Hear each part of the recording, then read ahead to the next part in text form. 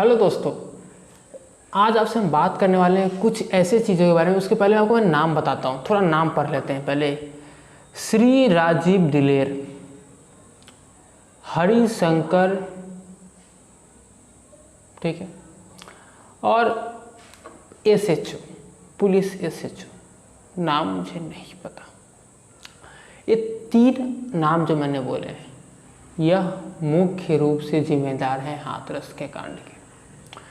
ये जो है, सबसे पहले जो मैंने नाम लिया श्री राजीव दिलेर का, तो वो MP हैं। कहाँ के? हाथरस के MP हैं, BJP गवर्नमेंट के। MLA हैं हरिशंकर जी, MLA हैं BJP गवर्नमेंट से। और पुलिस SHO तो जानते ही हो, गवर्नमेंट की है। और गवर्नमेंट किसकी है? BJP की है। अब मैं बताता हूँ यार इतने कुछ जो हो रही है, तो आपको क्या चाहिए? हमें जस्टिस चाहिए। हमें किसी पॉलिटिकल पार्टी का हिस्सा नहीं बनना है। और आज सुबह से मैं देख रहा हूँ कि कुछ पॉलिटिकल जो बंदे हैं, जो कि पॉलिटिक्स में नहीं है फिर भी पॉलिटिकल बन चुके हैं, उनके ट्वीट्स आ रहे हैं। भाई ऐसे ट्वीट्स आ रहे हैं ना कि वो ट्वीट्स मतलब अपने आप में आग लगाने के लिए काफ़ी है। उस ट्वीट से जरूरत नहीं है कि आप किसी मतलब माचिस मारो, माचिस मारने की जरूरत नहीं है। आपका नाम आता है सबसे पहले स्वरा भास्कर जी का। स्वरा भास्कर जी क्या चाहती हैं? नहीं, क्या चाहती हैं स्वरा भास्कर जी? हमारे देश में ऊंच जाति नीचे जाति में क्या लड़ाई हो? क्या चाहती है?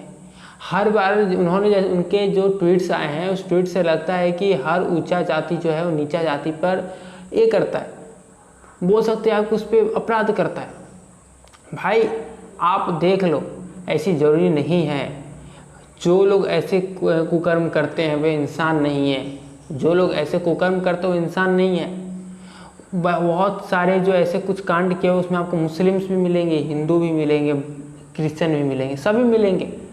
लेकिन आप केवल और केवल एक ऊंची जाति और नीची जाति का टारगेट कर रहे हो, वो बहुत गलत कर रहे हो। आप इस मैटर को कहीं और ले जा रहे हो। ये वोट बैंक की राजनीति खेल रहे हो। वोट बैंक की राजनीति हमें नहीं चाहिए।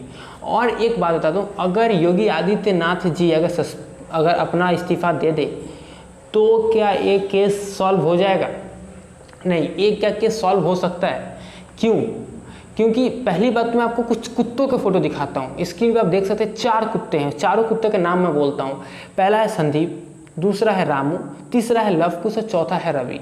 ये 4 कुत्ते हैं, आप देख सकते हैं स्क्रीन पर। बहुत अच्छे से आप देख लो भाई, ये चारों कुत्ते ऐसे कुत्ते हैं कि इनको बख्श नहीं देना चाहिए। लेकिन इसमें केवल और केवल इनका ही गलती नहीं, हमारे सिस्टम की भी गलती है, हमारे कानून की गलती है। हमारे कानून ने आज तक कोई लॉ ही नहीं बनाया जो सही से मतलब किसी चीज़ को अगर बोला जाए तो अगर प्रूफ होने के बाद उसको सही से सज़ा दे सके। केवल अगर बहुत ज़्यादा हो सकता तो 7 साल की सज़ा हो जाएगी। तो 7 साल की सज़ा क्या इतने के लिए काफ़ी है? किसी की जान के लिए क्या काफ़ी है? नहीं है। और आप सारे कंट्रीज़ में जाकर देख लो तो आपको मिल जाएगी। जान लेने के साथ साथ जान आपको गंवानी भी पड़ेगी। और यह जो मुख्य कारण है, यह योगी आदित्यनाथ जी ठीक नहीं कर सकते हैं। इसके लिए अगर आपको मांगना है तो बोलिए, BJP गवर्नमेंट को बोलिए, मोदी सरकार को बोलिए। विपक्षी अगर आप हैं तो रियल में बोलिए कि एक ऐसा लॉ पास कराया जाए, संगे इसका एक किया जाए। क्योंकि आज जो बोल रहे हैं वे क्या भूल चुके हैं कि निर्भया कांड भी उन्हीं के समय हुआ था। निर्भया कांड में क्या हुआ था? कैंडल मार्च ही निकला था। कितने दिन बाद सज़ा मिली?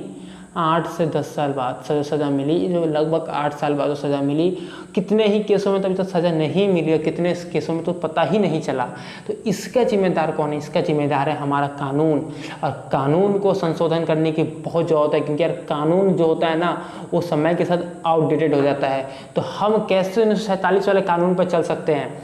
मोदी जी ने बोला था यूएन में कि 1945 वाला जो यूएन है, हम 2020 में कैसे उसके साथ जीत सकते हैं? तो यार 1947 वाला जो कानून है, हम उसके साथ 1949 वाला जो कानून है, हम उसके साथ 2020 में कैसे जी सकते हैं? नहीं जी सकते हैं। हमें इसके लिए आउटडेटेड को अपडेटेड करना पड़ेगा। हमें से बहुत सारी अमेंडमेंट की जरूरत है।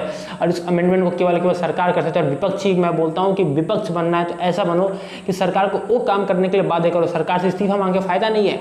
सरकार को उस काम के लिए बात करो जिसकी जरूरत है। सरकार के सामने धरना प्रदर्शन में मत आइए, घड़ियाली आंसू मत निकालिए, क्योंकि आप वोट बैंक की राजनीति करते, ऊंची जाति नीची जाति, और इससे केवल गरीब मरता है, अमीर कभी नहीं मरता। आप तो इसी कमरे में बैठ के वोट बैंक की राजनीति के लिए मारकट लगवा देते हो, लेकिन मरता कौन है? गरीब मरता है। और इसलिए मैं बोलता हूँ कि यार इन पॉलिटिक्स वाले पॉलिटिशियंस की बातें मत आइए, अपने बातों पे जाइए, चलिए और सरकार के सामने ये बताइए कि मुझे पुलिस रिफॉर्म चाहिए। जिस पुलिस ने बिना बताए हुए 4 घंटा वेट नहीं कर सकता था और 4 घंटा बिना वेट किए उस बच्चे की लाश को बिना परिवार को सौंप किया जा सकता था, लेकिन नहीं सौंपा गया। क्यों? पुलिस कौन होती है इंटरफेयर करने वाली? पुलिस कौन होती है उसका अंतिम संस्कार करने वाली? अंतिम संस्कार भी नहीं हो सकता, सिर्फ केवल बोल सकते हैं आप जलाना। केवल कौन होती है जलाने वाली? पुलिस को किसने राइट्स दिए जलाने की? 4 घंटे के लिए? क्या देश के पास प्रिजर्व करने के लिए बॉडी के लिए कोई संसाधन नहीं है क्या? कोई संसाधन नहीं है क्या देश के पास कि आप उस बॉडी को 4 घंटे प्रिजर्व कर दो? अगर है तो इस्तेमाल किया जा सकता था। तो एसएचओ साहब का भी पूर्ण रूप से जिम्मेदारी बनता है। और मैं बात तो कर रहा हूँ यार श्री राजीव दिलर की, उनके राज्य में भी तो हुआ है, उनको उनकी जवाबदेही भी तो तय होती है, वे कहाँ हैं? तो यार केवल और केवल योगी आदित्यनाथ जी से सस्पेंशन मांगने से नहीं होगा, आपको इसके लिए जो मेन मुख्य जो कारण उस पर क्यों मैं बताऊं क्यों इसको मिलती है सजा, क्यों वकील मिल जाता है? हमारे ही देश में मिला ना, निर्भया के दोषियों को वकील मिला ना, 3 महीना तक और डिले कराया ना उसने क्या दिखा दिया? उसने दिखा दिया कि कानून में कितनी कमियां हैं। उनकी गलती नहीं है, कानून की कमियां हैं। यार ये वीडियो छोटा सा था, केवल इस वीडियो में बहुत गुस्सा था और इस गुस्से को मैंने अपने वीडियो से जाहिर किया है। और सब्सक्राइब करने की जरूरत नहीं है, अगर आपको पसंद आए तो जो करना है करो, मुझे पता नहीं, ठीक है। बच्चों में बहुत गुस्सा था इसलिए मैंने इस वीडियो को बनाया। नमस्कार दोस्तों, जय हिंद।